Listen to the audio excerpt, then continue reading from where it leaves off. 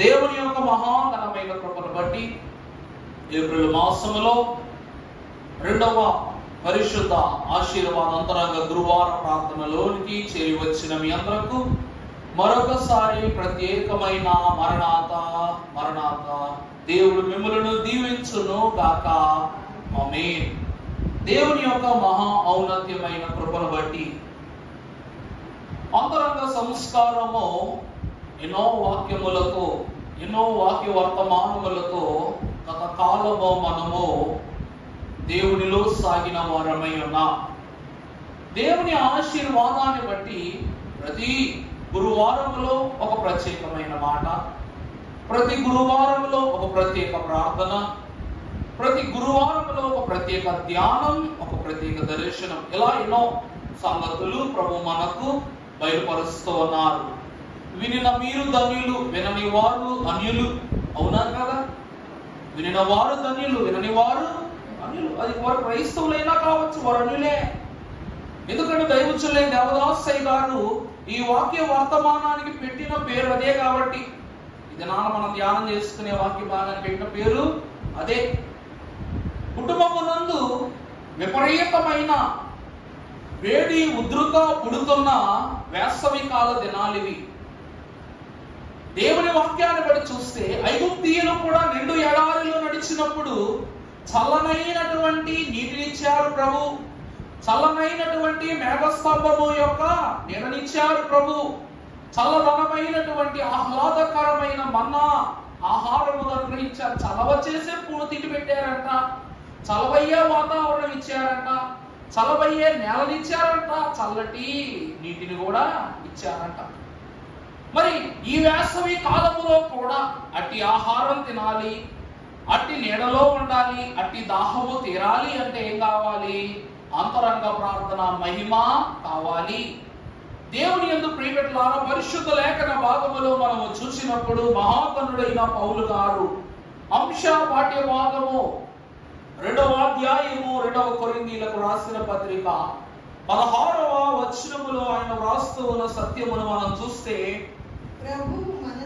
ప్రభువు మనస్సు ఎరిగి ఆయనకు బోధింపగలవారు ఎవరు? మనమైతే క్రీస్తు మనస్సు కలిగిన వారము. దేవుని ప్రియబిడ్డలారా, ప్రభు మనస్సు ఎరిగి ఆయనకు బోధింపగలవారు ఎవరు? మనమైతే ఏమై ఉన్నాం? క్రీస్తు మనస్సు కలిగి ఉన్నాం. దేవుని యందు ప్రియబిడ్డలారా, సంఘమైన వారులారా, దేవునికి బోధించగలవారు ఎవరు? అలాగే క్రీస్తు మనస్సు కలిగిన వారు ఎవరు? ఈరోజు 2 అంశాలు మన ఎదురుగా ఉన్నాయి. దేవునికి బోధించే వారై ఉండాలంటే క్రీస్తు మనస్సు కలిగి ఉండాలి. క్రీస్తు మనస్సు ఎవరైతే కలిగి ఉంటారో వారే దేవునికి సైతం బోధించగలరు. అవునంటారా కాదంటారా? మన దైవజనులైనటువంటి వారు ప్రభువు వెనకాల ఉన్నప్పుడు బోధ చేశారు, ప్రభువు ముందున్నప్పుడు కూడా బోధ చేశారు. అంటే ఆయన బోధ ఎంత ఘనమైనది అంటే, నా గూర్చి నేను కూడా విననివి, నా గూర్చి నేను కూడా గ్రహించనివి, నా గూర్చి నేను కూడా ఎప్పుడు తలంచని సంగతులు దైవజనులు బోధిస్తుంటే పరలోకము కూడా ఆయనకి ఎలా కనిపించిందంట?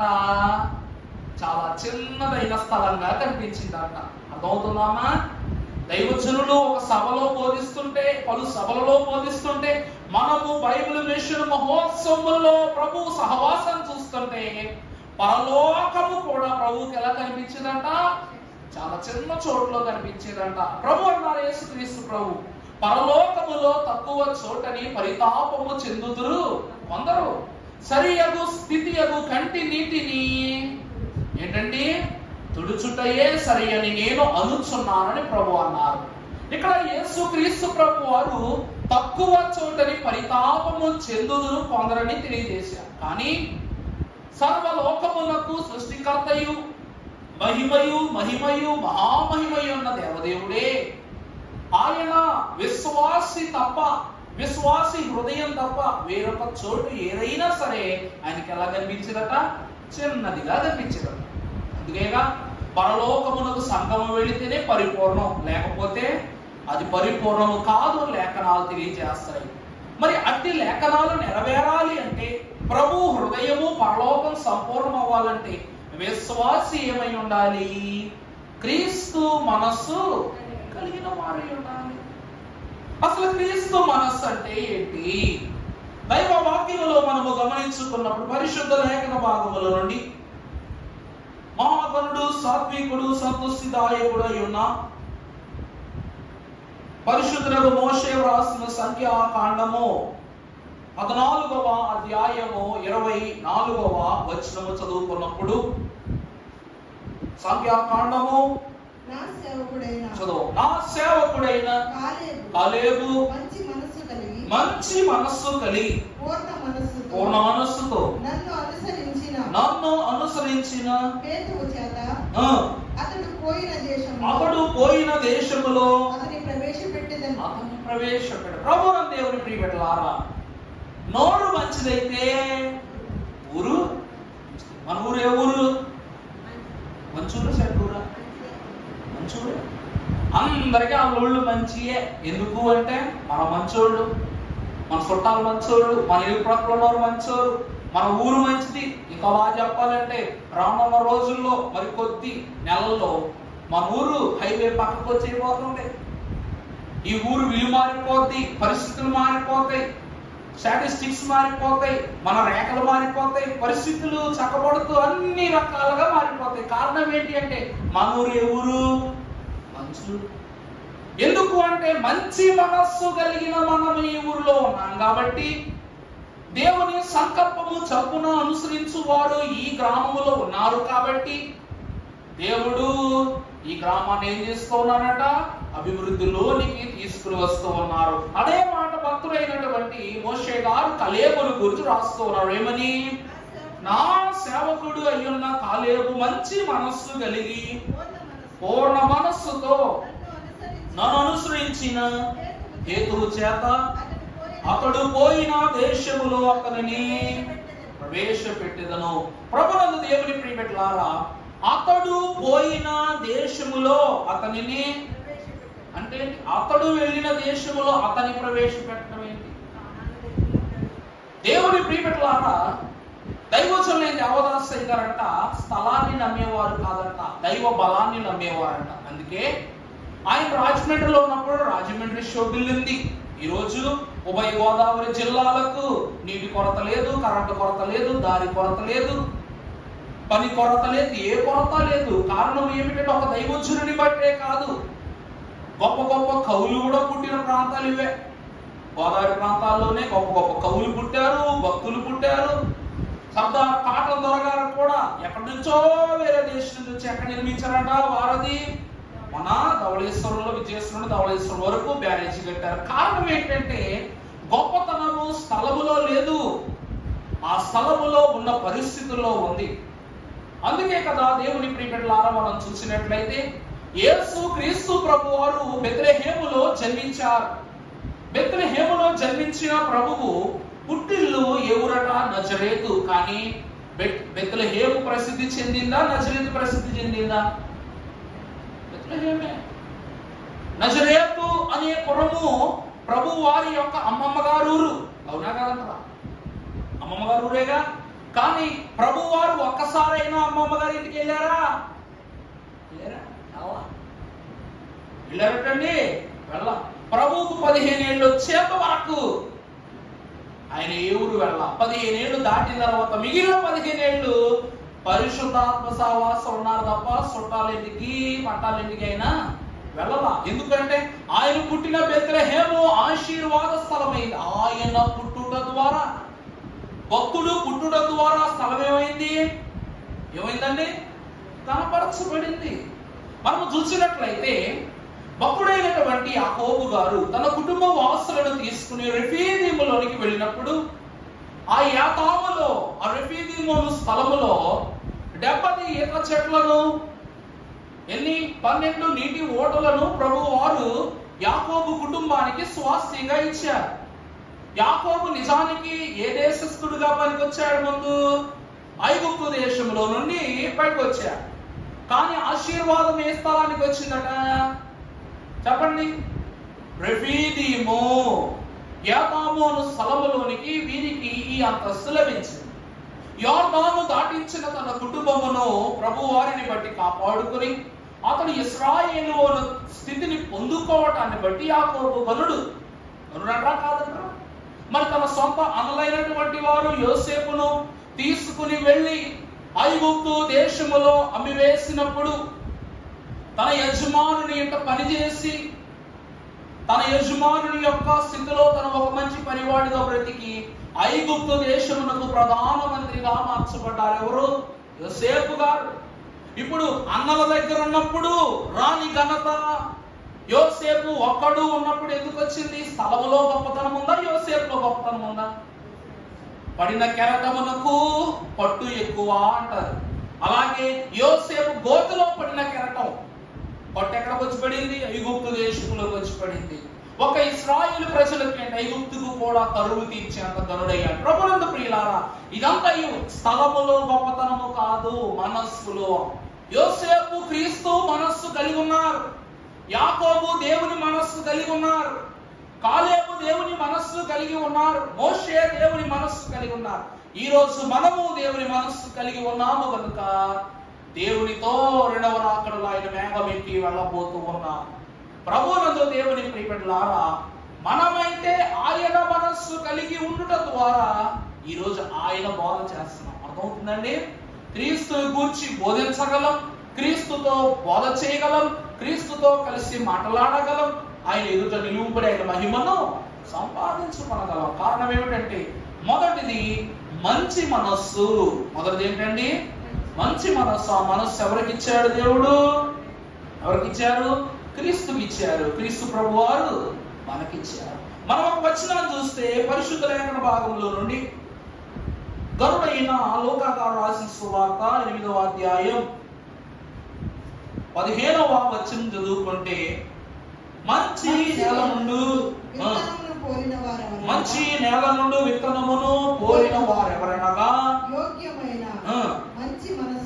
బాగా గమనించండి.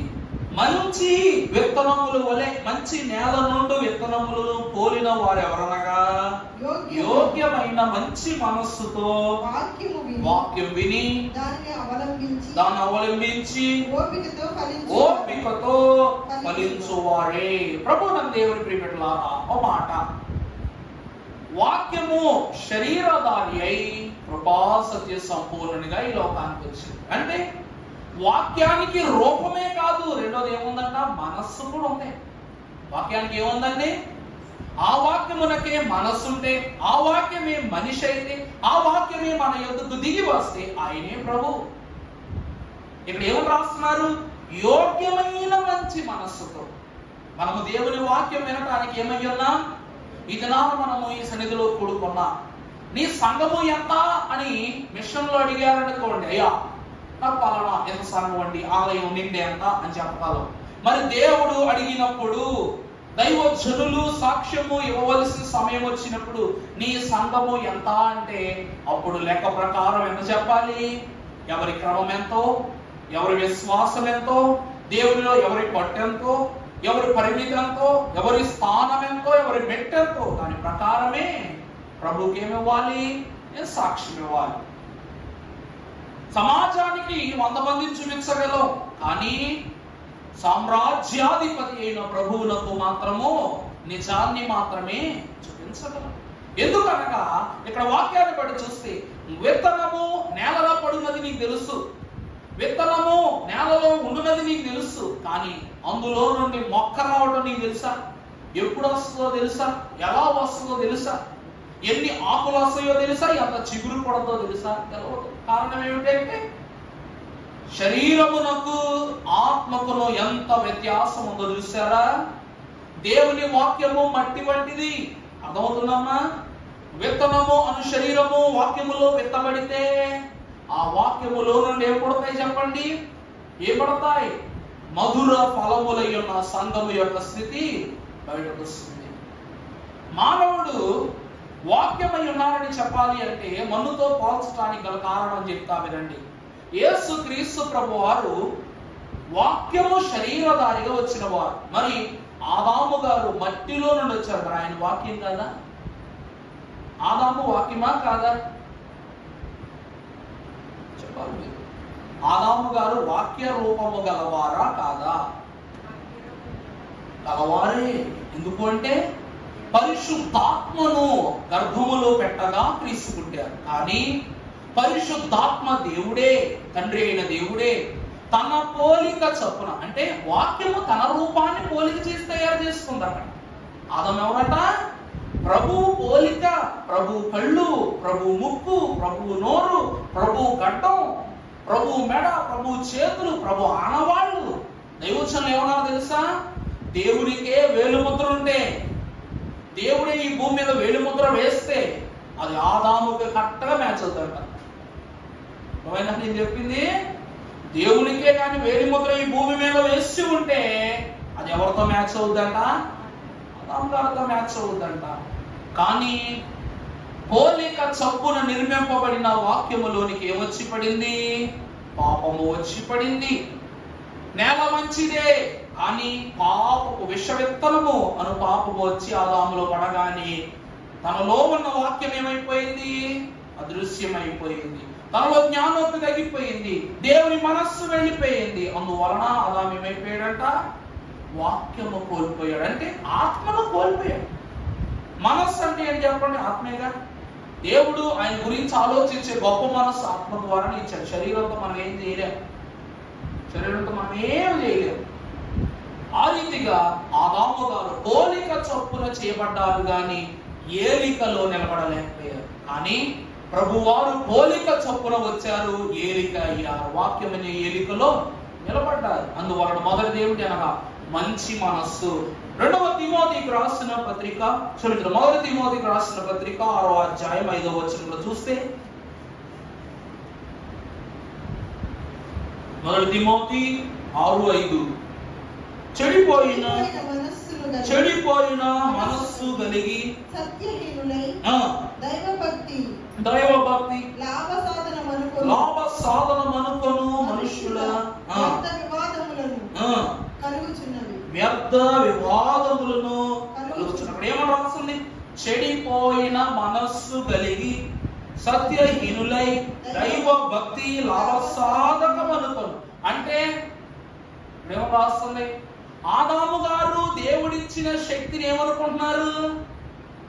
ఏమనుకుంటున్నారు చెప్పండి? ఏమనుకుంటున్నారు? రాశారుగా సత్యహీనులై దైవ శక్తిని, దైవ భక్తిని అతను ఏమనుకున్నా? లాభ సాధకమైనది అనుకుంటున్నాడు. అవునా కదా? ఇప్పుడు సాతానుడు ఆదాము యొద్దకు వచ్చి, అవ్వమ్మ యొద్దకు వచ్చి, ఓ అవ్వమ్మ, దేవుడు మిమ్మల్ని తన పోలిక చొప్పున చేశాడే గాని ఆయనతో సమానంగా మీకు చూడవట్లా. ఇప్పుడు మీరు పండు తిన్నారనుకో మీకేం కలుగుద్ది? ఆయనతో సమానంగా ఉండే లాభం కలుగుద్ది. అంటే మీలో ఇచ్చిన ప్రతి శక్తి వ్యక్తపడే స్థితి ఈ పండు మీకు ఇస్తుంది. అవునా కదా? ఈరోజు ₹1 పెట్టామంటే రూపాయలు కావాలి. లాభం లేని వ్యాపారం చేస్తారు, లాభం వ్యాపారం చేస్తారు, లాభం లేని వ్యాపారాలు ఎవరు చేస్తారా? ఈరోజు మొన్న ఒక యూట్యూబ్ షార్ట్ వీడియో చూసా. ఒకడు ఏం చేస్తున్నాడు? మహానుభావుడు అనమాట. ₹500 కట్ట తీసుకున్నాడు, చేతిలో పెట్టుకున్నాడు, కారులో కూర్చున్నాడు. కారులో కూర్చొని ఓ పెద్ద ఆయన వచ్చి, అయ్యా కాసంత ఆకలేస్తుంది, కాక ఉంటే ఉండను కానీ ఆ పక్కన ఏ మహానుభావుడు కూర్చున్నాడు తెలియదు కానీ వీడియో తీస్తున్నాడు అనమాట. ఇందులో ₹1000 తీసి ఆయనకి ఎత్తనట్టు ఈ వీడియో తీస్తాం, అది పెట్టడం, కింద ట్యాగ్ పెట్టాడు అనమాట, హెల్పింగ్ ఓల్డ్ మ్యాన్ అని పెట్టాడు అనమాట. అంటే ముసలాయనకి సాయం చేస్తున్నా. చేతిలో కట్ట కనబడింది, 1000 కనబడింది. ఇంకొక ప్రబుద్ధుడు ఉన్నాడు, అబ్బో వాడు మహానుభావుడు కాదు, ఇలా ఇస్తూ సెల్ఫీ తీసాడు అనమాట. సెల్ఫీ అయిపోగా తీసి జోబులో పెట్టుకున్నాడు. ముసలాయ దాంట్లో, ముష్టివాన్ దాంట్లో డబ్బులు వేస్తూ ఫోటో తీసుకున్నాడు. ఫోటో అయిపోగా తీసి జోబులో పెట్టుకున్నాడు. ఈ చేసే దిక్కుమాల పని అంతా ఇంకొక అతను వీడియో తీసాడు అనమాట. అంటే గొప్ప. ఈరోజు ఒక ప్రదేశానికి డొనేషన్ ఇవ్వాలన్నా, ఒకరిని ఆదుకోవాలన్నా, ఒకరు బొమ్మ పెట్టాలన్నా ఏమొచ్చేద్దంట? ఏం గుర్తొస్తుంది చెప్పండి? 10 మంది చూస్తున్నారు లేదా, 10 మంది చేస్తున్నారు లేదా, నేను పాపులర్ అవుతున్నాను లేదా, వాడి ఆకలి కనపడదు, వాడి పరిస్థితి కనపడదు. నువ్వు ఒక్క దినమును గనుడవడం కోసం అటువంటి వారి ఆకలిని కూడా వాళ్ళు ఏం చేస్తున్నారు, అమ్ముకునే వారిగా కనబడుతున్నారు. ఇది ఏ మనస్సు చెప్పండి? చెడ్డ మనస్సా కదా? ఆదాము అవ్వలు మంచివారే, పుట్టుకత మంచోళ్ళు, పుట్టుక మంచోళ్ళు, చాలా మంచోళ్ళు. ఎంత మంచోళ్ళు అంటే యేసుక్రీస్తు ప్రభు కన్నా మంచోళ్ళు. అర్థమైందండి? యేసు ప్రభు కన్నా మంచోళ్ళు ఆదాము అవ్వలు. అందుకే దేవదేవుడు క్రీస్తును పంపడానికి ముందు ఆదామును పంపడానికి కారణం ఏంటి తెలుసా? బాగా మంచోడైతే తొందరగా మోసపోతాడు. అవునంటారా కాదంటారా? మీరు ఎప్పుడైనా చూసారా? రాముడు మంచి బాలుడు అంటాం. ఆ బాలుడు ఏం చేస్తాం? బాలాట ఆడుకుంటాం. ఇప్పుడు 10 మంది పిల్లలు ఒక క్లాస్ లో ఉన్నారు. ఒక పిల్లడు అందరూ అల్లరి చేస్తున్నాడు, ఒక్కడ మాత్రం మౌనంగా కూర్చొని ఏం మాట్లాడక, ఏమి పోట్లాడక అలా కూర్చున్న వాడిని ఏం చేస్తారు? ఎరిగి ఎరిగి ఎరిగి వాడి దగ్గరికి వచ్చి వాడిని శోధిస్తారు. శోధించరా? కొంతమంది పిల్లలు ఏం చేస్తారు? వాడి మీద ఇంకు పూయటమో, వాడి పేపర్లు చెప్పటమో, వాడి హోంవర్క్ దాసేయటమో, ఇలాంటివన్నీ చేస్తారు. ఆదాము అవ్వలకు కూడా సాతాను కంటికి అలా కనబడరంట. మంచి పిల్లలకు అన్ని ఇస్తారుగా, మంచి పిల్లలకు అన్ని ఇస్తారా ఎవరు? అన్ని వాడికి దక్కకూడదు, ఆదాముకు దక్కకూడదని పాపమును దక్కేలా చేశాడు. చెడ్డ మనుషులుగా మార్చేశాడు, చెడ్డ మనస్సును కలిగించాడు సాతాను. ఇది సాతాను తప్పు కాదమ్మా, మంచి వాని తత్వం. మరి ఆ తరువాత వచ్చిన మంచి మనస్సు కలిగిన యేసు ప్రభు దగ్గరికి వచ్చి కూడా మారుద్దాం అనుకున్నాడు. కానీ ప్రభు ఏమన్నారు? ఓ సాతాను నా వెనకకు ఓ అన్నారు అన్నమాట. మంచితనములో రోషం ఉన్నది. ఏముందండి? మంచితనంలో ఏం కలగలిసిపోయింది? రోషం ఉంది. ప్రభువునకు దేవుని ప్రియమిట్లారా, యేసుక్రీస్తు ప్రభు వారి గొప్ప భక్తిపరుడు. అలాగే రోషము గల ఏలియా కన్నా గొప్ప భక్తి, గొప్ప రోషం, గొప్ప సత్తువ గలవారు. అందుకే అంటారు, మంచోళ్ళైనంత కాలము ముంచేవాళ్ళు ఉంటారు. అందుకే మంచోళ్ళుగానే కాకుండాను మనం ముంచే వాళ్ళగా కూడా ఉండాలి. అందుకే పేతురు మహాభక్తుడు అమాయకుడుగా ఉన్నంతసేపు ప్రతి ఒక్కరు ముందుకు నెట్టేవారు. ఎప్పుడైతే పేతురు ప్రతి విషయములోనూ పౌరుషము కలిగిన వాడిగా ఉన్నాడో, పేతురు మాటను జపదాటి ఏ శిష్యుడు ఏం చేసేవారు కాదంట. అంత గొప్ప సేవ పేతురు గారు చేశారు. అందుకే క్రీస్తు మంచి మనస్సు కలిగి ఉండాలి. మొదటిది మంచి మనస్సు, రెండవది స్వల్ప మనస్సు, మూడవది చెడ్డ మనస్సు. ఎన్ని మనస్సులు అయినాయి? 3 మనస్సులు. ఈ 3 మనస్సులు దేవునిలో ఫలించాలన్న వాక్యమే, దేవునిలో చలించాలన్న వాక్యమే, దేవునిలో నశించాలన్న వాక్యమే. వాక్యాన్ని అనుసరించావా? మేఘం ఎక్కుతావు. వాక్యాన్ని అంతంత మాత్రంగా ఉన్నావా? ఇంకా ఈ లోకంలో తేలియాడుతున్నంటావు. వాక్యాన్ని విడబెట్టుకుని విడదీసుకుని ఈ లోకంలోని కలిసిపోతావా? భూపాతంలో వెళ్ళిపోతావు. ఇప్పుడు మనం ఎక్కడున్నాం తెలుసా? నరకానికి పరలోకానికి మధ్యలో ఉన్నా. రేపు 2వ రాకడలో ఈ భూమి కదిలిపోద్ది, ఈ భూమి స్థలం విరిగిపోద్ది. అప్పుడు నరకపు ద్వారాలు తెరవబడతాయి. అప్పుడు నరకం అనే భూమి, పరలోకం అనే స్థలము తప్ప మధ్యాకాశమే నీవు నిలబడు స్థలం. అందుకే ఎగిరిపోతావో నేనే తేల్చుకో అన్నారు భక్తులు. అర్థమవుతుందండి? నువ్వు ఉన్న స్థలములో 2 దారులు ఉంటాయి. నువ్వు ఉన్న స్థలములో 2 తలంపులు ఉంటాయి. నువ్వు వెళ్ళే చోటులో 2 వ్యక్తులు ఉంటారు. అర్థమవుతుందా? ఒక పక్క ప్రభువు, ఒక పక్క సాతాను, ఒక పక్క మంచి మార్గం, ఒక పక్క చెడు మార్గం, ఒక పక్క పరలోకము, ఒక పక్క నరకం. ఈ 2 ఉంటాయి అంట. దేవుని వాక్యాన్ని బట్టి చూస్తే కాస్త ముందుకు పోయినప్పుడు పరిశుద్ధ లేఖన భాగంలో భక్తుడైన నెహెమ్యా రాసిన గ్రంథం 9వ అధ్యాయం 7వ వచనమును చదువుకున్నప్పుడు భక్తుడైన నెహెమ్యా గారు అంటున్నారు, దేవా యెహోవా అబ్రహామును ఏర్పరచుకొని కల్దీయుల ఊరు అను స్థలము నుండి యువతలకు అతను రప్పించి అతనికి అబ్రహామును పేరు పెట్టిన వాడవు నీవే. 8వ వచనం చూస్తే అతడు, చదువుతామా, నెహెమ్యా 9:7, 8. అతడు నమ్మకమైన మనస్సు గలవాడని ఎరిగి కనానీయులు, హిత్తీయులు, అమోరీయులు, పెరిజీయులు, యెబూసీయులు, గిల్గాషీయులు అనువారి దేశమును అతని సంపత్తి వారికి ఇచ్చినట్లు అతనితో ప్రభునందు దేవుని ప్రియమిట్లారా. మొదటిది మంచి మనస్సు, రెండవది ఏ మనస్సు? నమ్మకమైన మనస్సు. అబ్రహాము బాప్తిస్మము పొందుకున్నది కారణం ఏమిటంట? అతడు యెహోవాను నమ్మెను. అబ్రహాం ఏం చేశారట? యెహోవాను నమ్మెను. అతనికి గొప్ప నమ్మకమైన మనస్సు ఉన్నది కాబట్టి దేవదేవుడు అబ్రామును ఎలా మార్చారట? అబ్రహాంగా మార్చారు. దేవుడి ప్రియబిడ్డలారా, ఆ కాలంలో అబ్రాము ధర్మశాస్త్రము నడిచేదట. అంటే ధర్మశాస్త్రం పుట్టడానికి ముందే అబ్రహాం బలి ఇచ్చాడా లేదా? ఇచ్చేవారా లేదా? అబ్రహాము ధర్మశాస్త్రమును అనుసరించు విధానము ఎటులా అంటే నమ్మకమైన మనసుతో దేవుని సేవించటమే.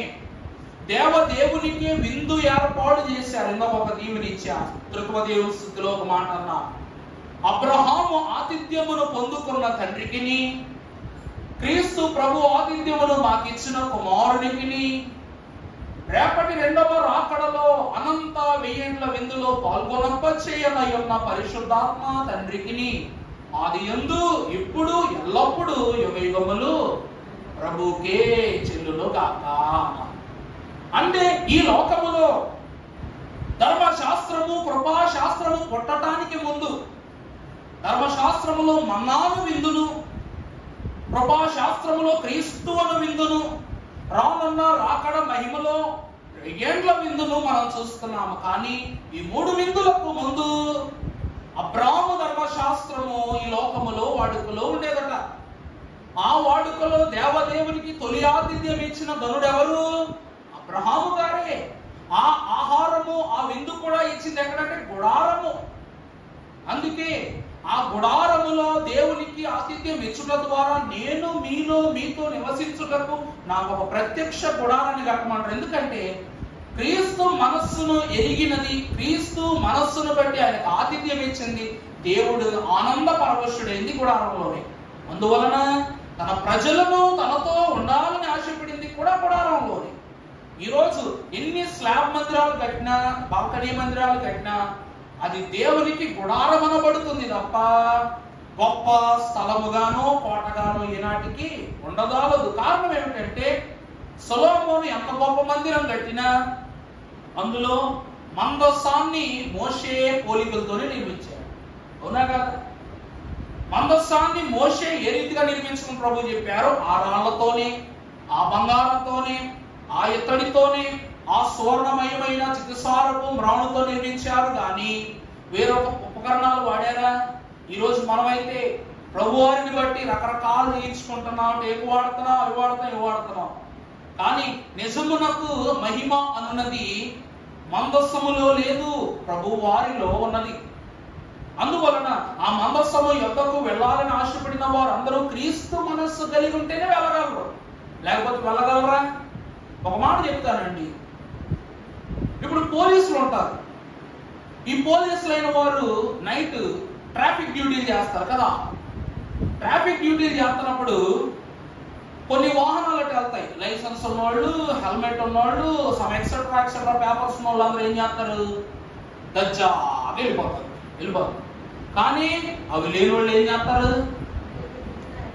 పోలీసు వాళ్ళు వేట అక్కడ కుయ్యం అని లైట్ వెలుగుతా ఉంటది. అలా వెలుగుతే చాలు, పోలీసుని కూడా చూడరు. ఆడ పోలీస్ అని రాస్తుంటే ఎక్కడో ఒకడు బండి తిప్పుతాడు, ఎక్కడో తిప్పేస్తాడు వెనక్కి. నిన్ను చూసి 100 మీటర్ల దూరంలో ఇంకొకరు తిప్పేస్తారు, ఆ వెనకాల వాళ్ళు ఇంకొకరు తిప్పేస్తారు. ఇలా బళ్ళందరూ తిప్పేస్తారు. కారణం ఏంటంట?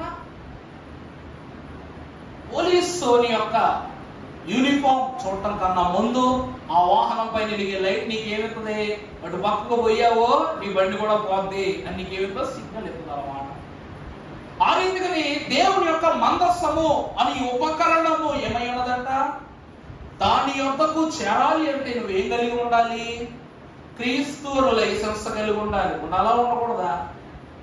మనస్సు యొద్దకు వెళ్ళాలి, కృపాసనం యొద్దకు వెళ్ళాలంటే ప్రభువు మనస్సు అనే లైసెన్స్ నీకు ఉండాలి, ప్రభువు అనే ఆర్సీ బుక్ ఉండాలి, యేసు క్రీస్తు ప్రభు వారి యొక్క విందు అనేటువంటి పేపర్స్ ఉండాలి, దేవుడు ఇచ్చిన ఘనమైన కవచం అనే హెల్మెట్ నీకు ఉండాలనుకుంటున్నా.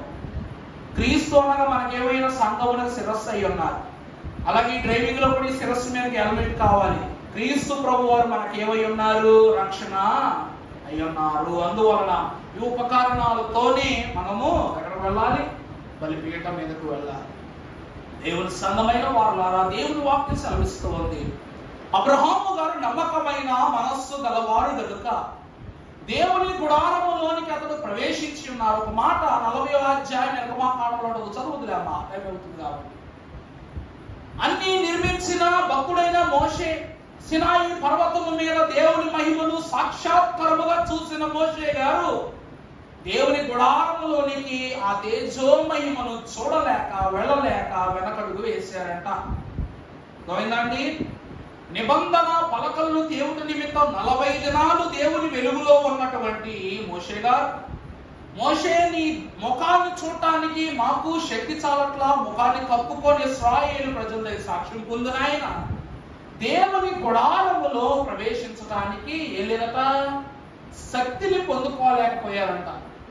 దేవుని వాక్యం సెలవిస్తూ ఉంది ఒక గొప్ప మాట, యెహోవా నీ గుడారములో అతిథిగా నివసింపదగు వారెవరు? ఉందా లేదా వాక్యములో? ఆయన గుడారములో అతిథిగా నివసించదగిన వారెవరు? ఎవరున్నారు? ఎవరైనా ఉన్నారా? కానీ దేవుడు నీ గుడారములో అతిథిగా ఉండొచ్చుగా.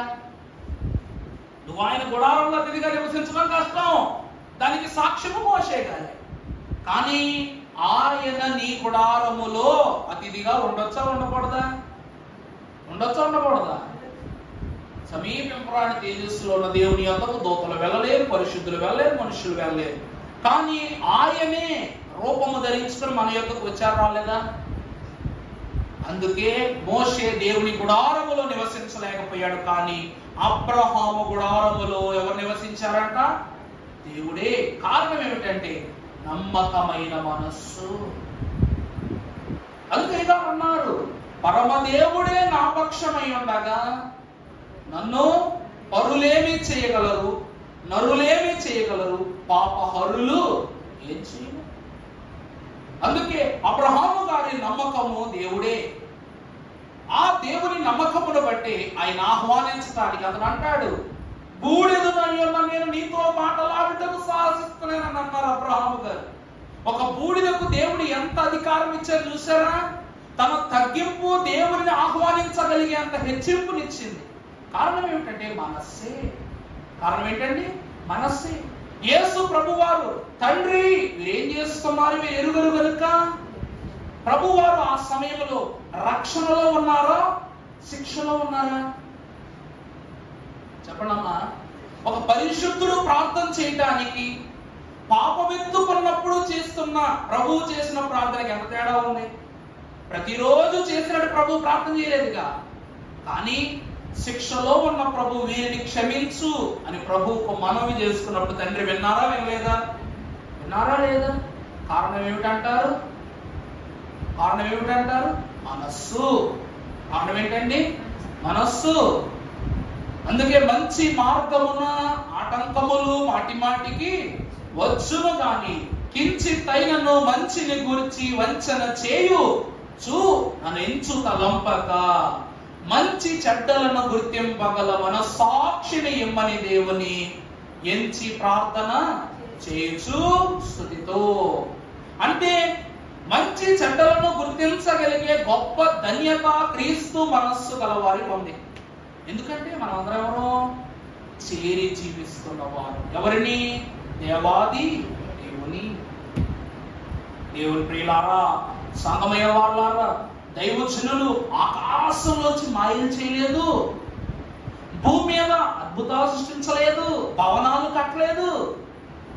అలాగని క్రైస్తవ లోకాన్ని పరిచయం చేయడానికి ఆకాశం నుంచి బైబిళ్ళు తీయలేదు. తీసారా? నేనేమో తీస్తున్నానా? తీయలేదుగా. మన ప్రెసిడెంట్ అయినా తీశారు ఎప్పుడైనా? ఇలా తదుపరి అధికారులు తీశారా? ఇలా దైవజనులు ఇలా యేసుక్రీస్తు ప్రభు వారు కూడా ఆకాశం నుంచి బైబిల్ తేలా ఆయనే రూపము ధరించుకుని వచ్చారు. వాక్యం అంటే చేత మోసేది కాదు, హృదయమున మోసేది. అర్థమైందండి? వాక్యం అంటే చేతులతో మోసే పుస్తకం కాదు, హృదయముతో మోసేటువంటి వ్యక్తిత్వం. అంబేద్కర్ రాజ్యాంగం రాశారు. రాశారా? ఆ రాజ్యాంగం మాకొద్దు, ఇందులోంచి 4 పేజీలు తీసేద్దామని ఆ కాలంలో ఉన్నవాడు తీసేసారనుకోండి, మరలా రాయగలిగే సత్తా అంబేద్కర్ ఉందా లేదా? అందులో ఏ 4 పేజీలు తీసేసినా మళ్ళా రాయగలరా? రాయలేరు. ఆయన ఎవరో చెప్తే రాశారా? ఎవరైనా చెప్తే రాశారటండి? అది అంతా ఎక్కడ ఉంది? ఇక్కడ ఉంది. ఆయన హృదయంలో ఉన్నాయి ఆ మాటలు, ఆయన తెలివితేటల్లో దాగునే మాటలు. చెబితే రాసింది కాదు, ఆయన అనుభవించుట ద్వారా ఈ లోకానికి అందించిన పుస్తకమే ద కాన్స్టిట్యూషన్ ఆఫ్ ఇండియా.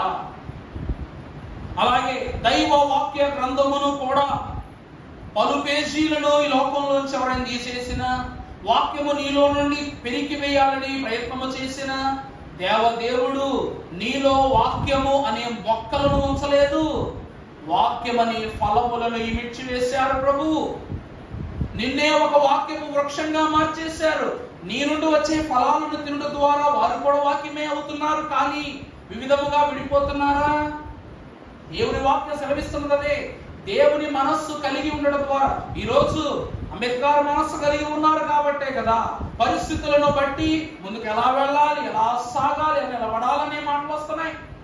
అలాగే దేవుని మనస్సు కలిగిన క్రీస్తు మనస్సు కలిగిన సంఘము మనస్సు కలిగిన లోకము ఏమైపోబోతోంది? 2వ రాకడలో ఆయుత్తము చేయబడుతూ ఉన్నది. లోకముతో నీ సంఘము ఏకమైననే మాట పోయి లోకమే నీ సంఘముతో ఏకమాయను అనే స్థితిలోనికి మనం మార్చాలి. ఆ మార్చే ధన్యత క్రీస్తు మనస్సుతో తండ్రి మనందరకును ఆ కార్యములను జరిగింప చేసి దీవించును గాక. ఆమేన్. పరిశుద్ధుడు అయిన మా దేవా, నీకు అనేక వందనములు తండ్రి. అంతరంగ సంస్కారము యొద్దకు వచ్చిన ప్రతి ఒక్క విశ్వాసి తండ్రి, నీ మనస్సు కలిగి ఉంటేనే విందు ప్రాముఖ్యత తెలుస్తుంది నాయన. నీ మనస్సు కలిగి ఉంటేనే విందులో మర్మము తెలుస్తుంది నాయన.